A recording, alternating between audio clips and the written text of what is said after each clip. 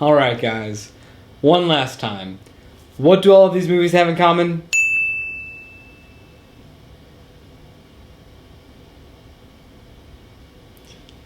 Let's never mention that last one again, shall we? If you're not aware what these movies have in common, you're either living under a rock or you don't know what the word reboot or remake is. Hollywood, especially in the last 10 years or so, have been remaking beloved classics from the 70s, 80s, 90s, heck, even 2000s. The big question is, has Hollywood run out of original ideas? I made a video solely talking about Stephen King and his books being adapted into film and those films getting remakes, and trying to connect and dissect what Walter Benjamin had to say about this using his term aura. So, I'm here to tackle this topic again, but dig deeper and move away from just cinema. So, here we go. It's hard to say these days what is fresh. What is an original idea when everything is either connected in a universe, a reboot, a sequel, or even a remake? But it seems more now than ever people are getting annoyed with remakes.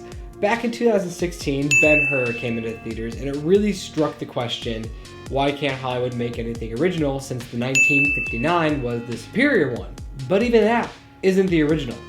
The original Ben-Hur, A Tale for Christ, came out almost 100 years ago in 1925. Now, that's not the original. Not according to our boy philosopher Walter Benjamin. He claims that, from a photographic negative, for an example, one can make any number of prints to ask for the authentic print makes no sense. But the instant the criterion of authenticity ceases to be applicable, the author to artistic production, the total function of art is reversed. Benjamin is wrapping up his whole argument stating that finding the authentic first original print is the art in its truest form.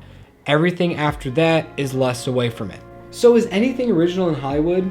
When, if ever, can anything not be compared to the original? When A Star Is Born was coming out, everybody was losing their minds over the music, acting, and the story that they were trying to tell.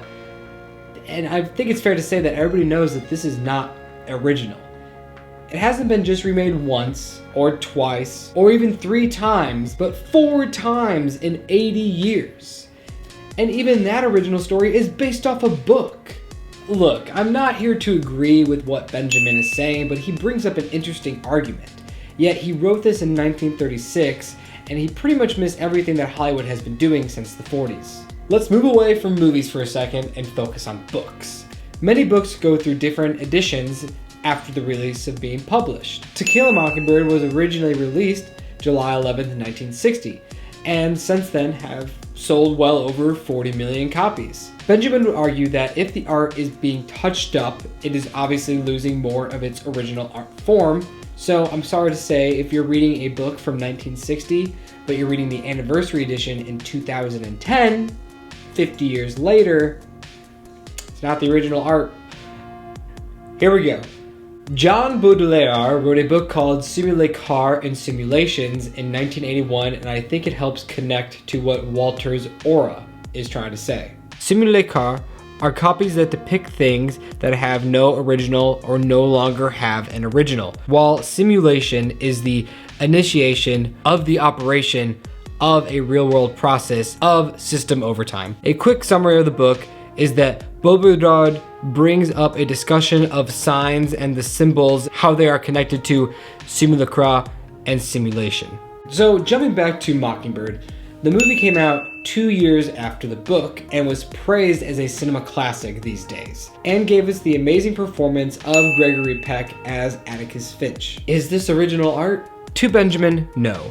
The original art came out 2 years prior when the book was first published, but to me and many others, the film would be considered original since it was the first adaptation on screen. If you take a form of art, whether that be a song, painting, or novel, and transform it into something else, it should be taken as its own original in that form of art. You can clearly see that I am a movie collector, mostly Blu-rays. Okay, fine, all Blu-rays. Almost 530, but who's counting? In the recent years, 4K is becoming the new Blu-ray, but before that there were DVDs, and then VHS, and Laserdisc. But if you go even further, you have the film reels that they're played on at movies.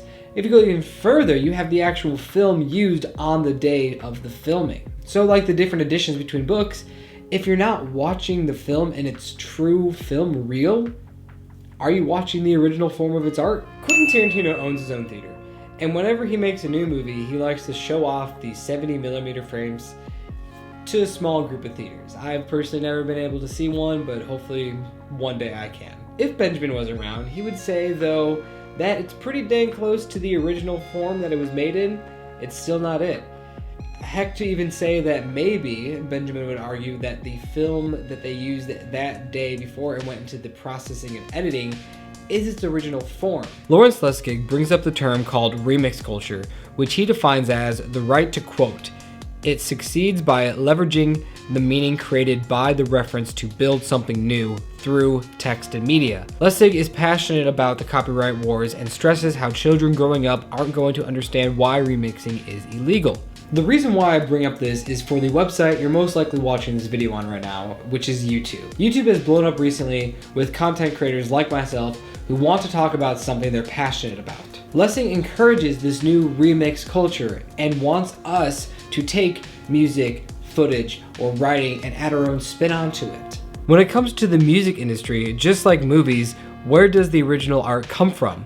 Would it be the record then that is turned into a tape, then a CD? Does it take away from its original art if we download the song off iTunes or YouTube? What about hearing someone at a live concert? Couldn't that be the purest form of the art? There are artists out there who make remakes of songs which sometimes are more successful than the original. So has Hollywood made anything original, or even bigger, is anything even original? Obviously yes, but when it comes to film, it's always going to be inspired by a short story, a theatrical play, or a song. And if you agree with what Benjamin is saying, you're obviously lying, because both the Harry Potter books and the movies are original in their own way. Yeah, we don't talk about that though.